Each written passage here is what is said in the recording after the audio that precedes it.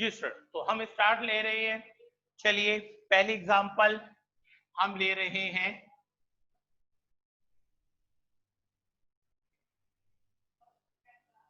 Sodium ही की 1123।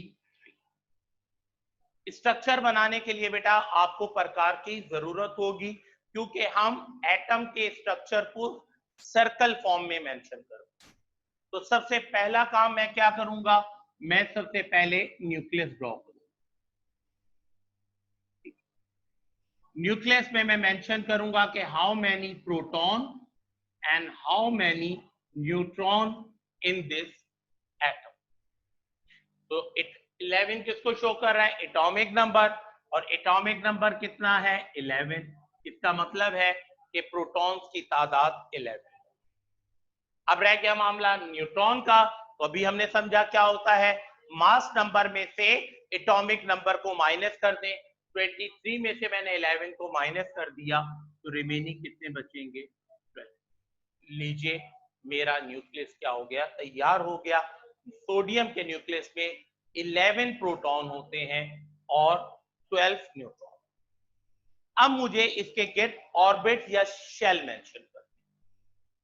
Bohr के concept के मुताबिक जो हमारी कल की क्लास थी, कि बोहर ने सजेस्ट किया था कि एटम के गिर्द एक शेल या ऑर्बिट नहीं होता, एक से ज्यादा ऑर्बिट या शेल। दूसरा मैंने आपसे अर्ज किया था कि उसने मेंशन किया था कि हर ऑर्बिट में इलेक्ट्रॉन की फिक्स तादाद मौजूद होती है, और उसने उसका एक फार्मूला भी हमारे साथ शेयर किया। ठीक है, तो सबसे पहला ऑर्बिट क्या कहलाता है, के ऑर्बिट कहलाता है। लीजिए मैंने के ऑर्बिट बनाया। ठीक है, अब आप मेंशन करेंगे कि ये के ऑर्बिट। के ऑर्बिट में हमने कल समझा और सीखा था कल के लेक्चर में कि मैक्सिमम 2 इलेक्ट्रॉन्स आ सकते हैं। ठीक है, तो इसका मतलब है कि मैं 2 इलेक्ट्रॉन मेंशन करूंगा। कोशिश करें स्टूडेंट कि इलेक्ट्रॉन पेयर फॉर्म में मेंशन। क्लियर। अब अगर मैं अपना रफ वर्क चलाऊं तो मुझे मालूम है कि एटॉमिक नंबर 11 है, तो मेरे पास टोटल इलेक्ट्रॉन 11 है। 11 में से 2 मैंने के शेल में मेंशन कर दिए। अब मेरे को 9 इलेक्ट्रॉन रिमेनिंग रह गए, जो कि मुझे क्या करने हैं, मेंशन करने। ठीक है बेटा। अब के बाद दूसरा शेल बनेगा, और दूसरा शेल क्या कहलाता है, एल शेल। मैंने दूसरा शेल बनाया और वो क्या होगा, एल। अब अगर कल का लेक्चर आपके जहन में है तो हमें मालूम है कि एल में मैक्सिमम इलेक्ट्रॉन्स कितने आ सकते हैं, 8 आ सकते हैं। सो मैंने 8 इलेक्ट्रॉन मेंशन किए, ये 2 आ गए, ये 2 और आ गए, ये 2 और आ गए, और ये 2 और। इसका मतलब है मैंने 8 और इलेक्ट्रॉन स्ट्रक्चर में एडजस्ट कर दिए। मेरे पास रिमेनिंग 1 इलेक्ट्रॉन अब भी बच गया। तो इसका मतलब है कि सोडियम के गिर्द 2 ऑर्बिट नहीं है बल्कि 3 ऑर्बिट। जैसे जैसे हम इलेक्ट्रॉन एडजस्ट करते जाएंगे, हमें ऑटोमेटिकली खुद ही अंदाजा होता चला जाएगा कि उस एटम के गिर्द कितने ऑर्बिट्स मौजूद। तो तीसरे ऑर्बिट की तरफ चला गया मैं। अब तीसरा ऑर्बिट बनाया जिसका नाम के एल एम था। अब एम के मुतालिक अगर कल का लेक्चर क्लियर है तो इसमें 18 इलेक्ट्रॉन्स जो हैं वो क्या हो सकते हैं, आ सकते। ठीक है, लेकिन वी हैव जस्ट 1 इलेक्ट्रॉन, सो हम एम में सिर्फ 1 इलेक्ट्रॉन मेंशन करेंगे। लीजिए आपका एटॉमिक स्ट्रक्चर ऑफ सोडियम जो है वो क्लियर हो।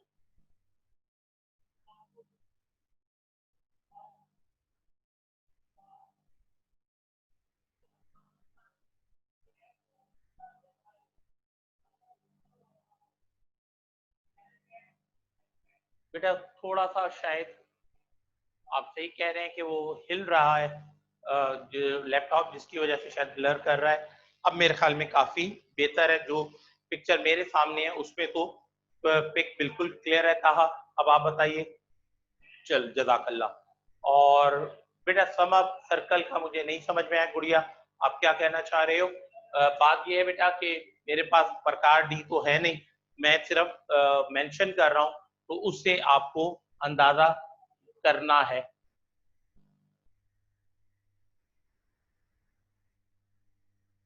ओके स्टूडेंट, अब अगर मैं इसकी कॉन्फ़िगरेशन लिखना चाहूं तो कॉन्फ़िगरेशन में सबसे पहले मैं के शो करूंगा। के के अंदर एक ही सब शेल है एस, और एस में ज्यादा से ज्यादा 2 इलेक्ट्रॉन। उसके बाद एल, एल में 2 सब शेल होते हैं, एक एस और एक पी। कितने इलेक्ट्रॉन मौजूद है? 8, तो 2 एस में चले गए और 6 पी में चले गए, तो 8 पूरे हो गए। और तीसरा एम है, एम में 3 ऑर्बिट है, एस भी है, पी भी है और डी भी है, लेकिन चूंकि इसके पास सिर्फ एक इलेक्ट्रॉन है तो वो इलेक्ट्रॉन किसमें आएगा? एस। तो that is called configuration of electronic configuration of atom, and that is called structure of atom। ये एटम का स्ट्रक्चर कहलाता है और ये इलेक्ट्रॉनिक कॉन्फ़िगरेशन कहलाता है। ये कॉन्फ़िगरेशन बेटा फर्स्ट ईयर में आपके काम आती है, इसलिए मैंने इसे अभी आपके साथ शेयर किया ताकि किसी हद तक आप इसको समझ सकें और आगे आपको आसानी रहे। 2-4 भी प्रैक्टिस कर लेंगे तो ये बात आपके जहन में रह जाएगी, और जब आप फर्स्ट ईयर में इसको दोबारा से रिवाइज करेंगे तो इंशाल्लाह आपको काफी हद तक फायदा होगा। एक और एग्जांपल हमारे पास है कैल्शियम की 20 और 40। क्या करूंगा? सबसे पहले इसका न्यूक्लियस मेंशन करूंगा। न्यूक्लियस में प्रोटॉन और न्यूट्रॉन आएंगे। एटॉमिक नंबर 20 लेफ्ट साइड पर नीचे सबस्क्रिप्ट था, मुझे पता चल गया प्रोटॉन 20 है। और न्यूट्रॉन कैसे निकलेंगे? 40 में से 20 माइनस करूंगा तो न्यूट्रॉन कितने हो जाएंगे? 20। इस तरीके से प्रोटॉन और न्यूट्रॉन मैंने मेंशन कर दिया। सबसे पहला इसका ऑर्बिट बनाऊंगा, ऑर्बिट क्या होगा? कि ठीक है, और के में नंबर ऑफ इलेक्ट्रॉन्स की तादाद 2। इसके बाद के के बाद दूसरा ऑर्बिट आपके पास क्या है? एल है। ठीक है, एल में ज्यादा से ज्यादा इलेक्ट्रॉन कितने आ सकते हैं?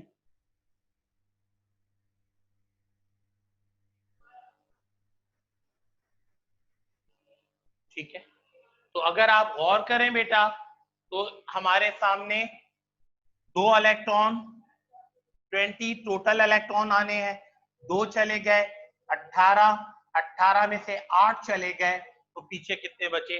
10। इसका मतलब है एक और ऑर्बिट मुझे क्या करना होगा? डिस्कस करना, जिसका नाम क्या है? एम। एम में मैक्सिमम इलेक्ट्रॉन्स की गुंजाइश कितनी है? 18 है, और मेरे पास कितने बचे? 10, तो मैं 10 मेंशन करूंगा। 2,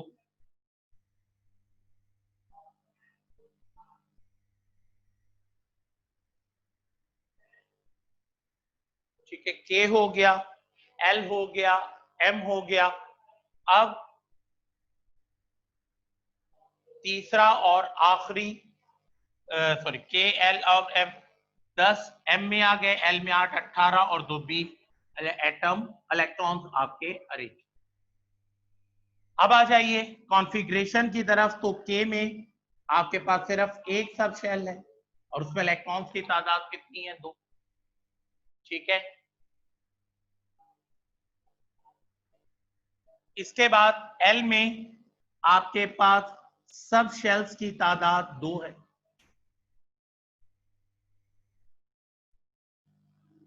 ठीक है, इसके बाद एम में आपके पास सब शेल्स की तादाद कितनी है? 3 है।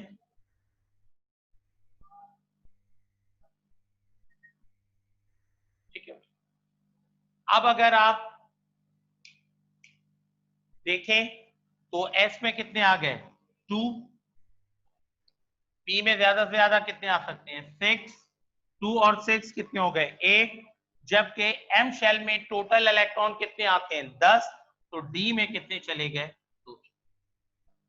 इस तरह कॉन्फ़िगरेशन ऑफ कैल्शियम के शेल में सिर्फ एक सब शेल 2 इलेक्ट्रॉन फिल है, एल के तमाम सब शेल के इलेक्ट्रॉन फिल है, एम में डी में आपके पास गुंजाइश मौजूद है क्योंकि सिर्फ 2 इलेक्ट्रॉन है, जबकि उसमें आपके पास 10 इलेक्ट्रॉन्स की गुंजाइश मौजूद होती है। तो बेटा ये दो हमारे लास्ट टॉपिक जो थे वो रहते थे। अब आपने जो असाइनमेंट है आपका वो चैप्टर नंबर 3 के हवाले से बेटा आपने एमसीक्यूज वगैरह है, पेज नंबर बेटा 54 का क्वेश्चन नंबर 1 और क्वेश्चन नंबर 2, क्वेश्चन नंबर 1 और क्वेश्चन नंबर 2 जो है वो आपने खुद से क्या करना है, कंप्लीट करना है, ठीक है, ताकि सरअज़र